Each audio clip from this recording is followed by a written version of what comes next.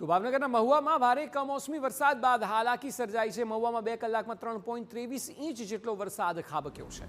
શહેર અને ગ્રામ્ય પંથકમાં માવઠા બાદ સ્થિતિ વણસી છે।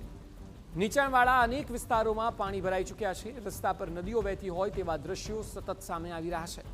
વાસી તળાવ, પરશીવનપરા, ભવાની મંદિર રોડ પર જળબંબાકાર છે।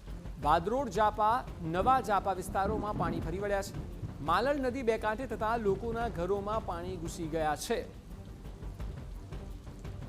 એટલે સૌથી વધારે જે પ્રભાવિત વિસ્તારો છે તેમાંથી અમરેલી અને ભાવનગર 2 જિલ્લાઓ છે। વધુ માહિતી ભાવનગરથી TV9 સંવાદદાતા અજીત ગઢવી આપી રહ્યા છે। અજીત, કમોસમીનો અમાર છે, લોકોએ આની કલ્પના પણ ન કરી હોય કે ઓક્ટોબરના એન્ડમાં આવો વરસાદ હોય। આપ જણાવો કે સ્થિતિ આખા જિલ્લાની શું છે?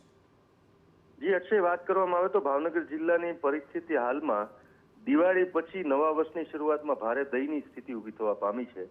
ભાવનગર જિલ્લામાં જો કોઈને આવી કલ્પના પણ નહોતી કે આ પ્રકારે દિવાળી પછી કમોસમી વરસાદ તૂટી પડશે।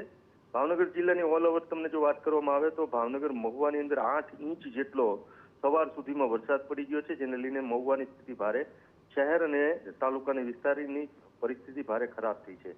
આ સિવાય જો વાત કરવામાં આવે તો શિહોરની અંદર 5 ઇંચ વરસાદ પડ્યો છે। ભાવનગર શહેરમાં ઓછો વરસાદ 3 ઇંચ જેટલો વરસાદ પડ્યો છે અને આ પાલીતાણામાં 2.5 ઇંચ જેટલો વરસાદ પડ્યો છે। સમગ્ર વિસ્તારમાં ભાવનગર જિલ્લામાં ભારે વરસાદને લઈને લોકોની મુશ્કેલી વધી છે અને સૌથી મોટી દયનીય સ્થિતિ જો અક્ષય કહી શકાય તો ખેડૂતોની છે। ખેડૂતોને અત્યારે રોકડીયો પાક જેને ગણી શકાય, કારણ કે અત્યારે મોલાત આવવાની, ઉપજ આવવાનો સમય થઈ ગયો છે। અત્યારે દિવાળી પછી લોકોને કપાસમાંથી સારી આવક થતી હોય છે, મગફળીમાંથી સારી આવક થતી હોય છે અને ડુંગળીનો પાક પણ અત્યારે ઉપજ આવવાનો સમય થઈ ગયો છે।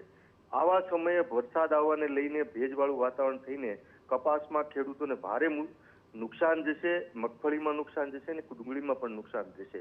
ભાવનગર જિલ્લાની અંદર અત્યારે ખેડૂતની પરિસ્થિતિ ભારે દયનીય ઊભી થવા પામી છે, કારણ કે રોકડીયો પાક અત્યારે સામાન્ય રીતે વર્ષ દરમિયાન ખેડૂત જે ખર્ચ કર્યો હોય છે તેની આવક આવવાનો સમય હોય છે, માર્કેટિંગ યાર્ડ ભરાવાનો સમય હોય છે, એવા સમયે ખેડૂતોનો જે રોકડીયો પાક કહી શકાય એવા કપાસને ભારે નુકસાની થઈ છે। વરસાદ થવાથી, ભેજ થવાથી જેની આવક છે તે પુષ્કળ પ્રમાણમાં, જે 1 વીઘાએ જે આવક થતી હોય તેમાં ઘટાડો થશે। ખેડૂતોને આર્થિક બહુ મોટો ફટકો પડશે અને આ વરસાદ, કમોસમી વરસાદને લઈને સમગ્ર ભાવનગર જિલ્લામાં બાગાયતી પાકોથી લઈને તમામ જે ઉપજ લેનાર ખેડૂતો છે તેને આર્થિક ફટકો પડશે। હાલમાં તો મહુવા સિવાય પરિસ્થિતિ તમામ જગ્યાએ કાબુમાં છે। વરસાદનું પાણી ધીરે ધીરે પણ અજીત, એવું બની શકે કે મહુવામાં અત્યારે જે વરસાદ છે તેનાથી ખેડૂતોને નુકસાન છે, પરંતુ આગાહી તો 30 તારીખ સુધીની છે। એટલે જો 30 તારીખ સુધીમાં વરસાદ સાર્વત્રિક જોવા મળે તો આ તો નુકસાનનો આંકડો એ કલ્પના બહારનો થઈ શકે છે। જી અક્ષય, ચોક્કસપણે ખેડૂતોને હાલમાં એવું કહી શકાય કે 70% આસપાસનો પાક નિષ્ફળ જવાની પૂરી શક્યતા છે, કારણ કે ભેજવાળા વાતાવરણ અને આ વરસાદને લઈને ઈયળો અને જે જીવાતો હોય છે એનો બહુ મોટો ઉપદ્રવ થતો હોય છે।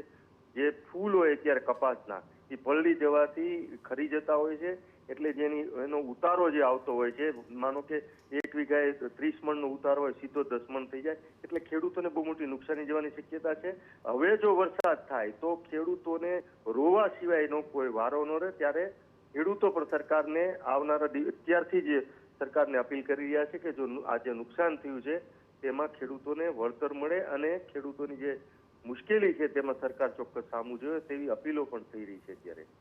જી બિલકુલ અજીત, આભાર સમગ્ર માહિતી બદલ। તો અત્યારે મહુવાની સ્થિતિ, પરંતુ 30 તારીખ સુધી જો આ પ્રકારે આગાહી પ્રમાણે વરસાદ વરસે તો અલગ અલગ જિલ્લાઓમાં નુકસાન થઈ શકે છે। ખાસ કરીને કપાસનો પાક છે, ઉપજ જેવી ગણાય, જેમ કે ડુંગળીનો પાક, આ જ્યારે અત્યારે ઉપજનો સમય છે ત્યારે વરસાદ વરસી રહ્યો છે અને તેનાથી ખેડૂતોને અસહનીય માર પડી રહ્યો છે।